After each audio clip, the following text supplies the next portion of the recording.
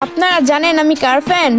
TikToker Arnab বেবর fan. পাওয়ারই অন্যরকম। বলছি আপা পাওয়ারটা কি ওইখানে দেখায় নাকি পানিতে? না মানে পানিতে যা আপনারা শুরু করছেন, পানিতে বেশি ভিজবেন না, না হলে পিরিয়ড হয়ে যাবে। খাইলেও খাইতে পারে কম দামি ট্যাবলেট, খাইলেও খাইতে পারে কম দামি ট্যাবলেট, ঢাকা গিয়ে বস্তিতে থাকে বাসা খুঁজে সাপলেট। কি রে ভাই, সিঙ্গেল বাসা নিয়ে কি ওই বাসায় তুই লেখাপড়া করবি? গাঞ্জা খাই কুল পাই না, লেখাপড়া করবো কোন সময়? এনার নামের ইতিহাস মনে আপনাদের অজানা, এনার নামের ইতিহাস মনে অনেকেরই অজানা।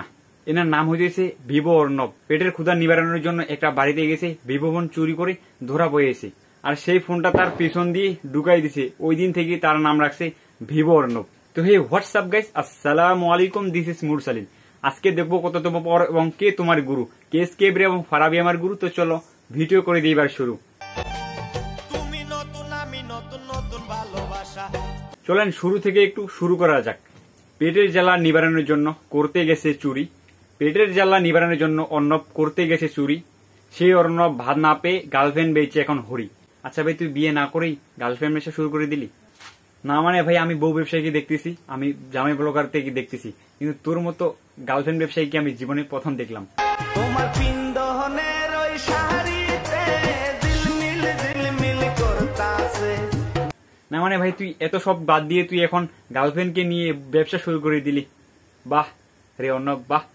আচ্ছা ভাই, তোর গার্লফ্রেন্ডের কোনো শরম লজ্জা নেই?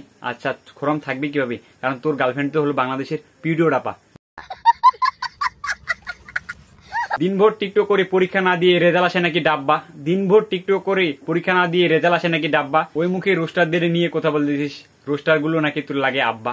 শুন ভাই, বিয়ের আগে করতেছিস তুই গার্লফ্রেন্ড নিয়ে ব্যবসা, শুন ভাই, বিয়ের আগে গার্লফ্রেন্ড নিয়ে করতেছিস তুই ব্যবসা, দেখিস আবার বিয়ের আগে হয়ে যাস না 2-3টা মেয়ের আব্বা।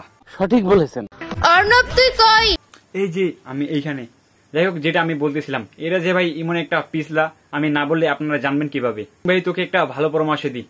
ও আচ্ছা আচ্ছা, এই ছেলের যেন নাম জানি কি, আচ্ছা এখন মনে পড়ে গেল, পিরিয়ড আপা। আমার রূপের যে আগুন, সেই আগুনে বাবা। ওই পিরিয়ড আপাকে তুই বিয়ে করে নে, যাদের তোর ব্যবসাটা আরেকটু অনন্যের লেভেলে চলে যায়। আচ্ছা ভাই, এদের কি গোপনে বিয়ে হয়ে গেছে নাকি? জানি না। না মানে আমিও তো সেটাই বলতেছিলাম। না মানে গত কয়েকটা ভিডিওতে এদেরকে এক ছাদের নিচেই দেখা যাইতেছে।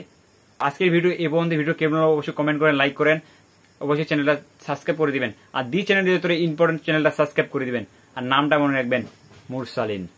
এটা তুমি সবাই ভালো থাকবেন, সুস্থ হবেন, আল্লাহ হাফেজ। উনি একটা বড় লোক জামাই পাবে, যাতে হোস্টের নামে এইসব চুলকানিমূলক আর কথা বলতে না হয়।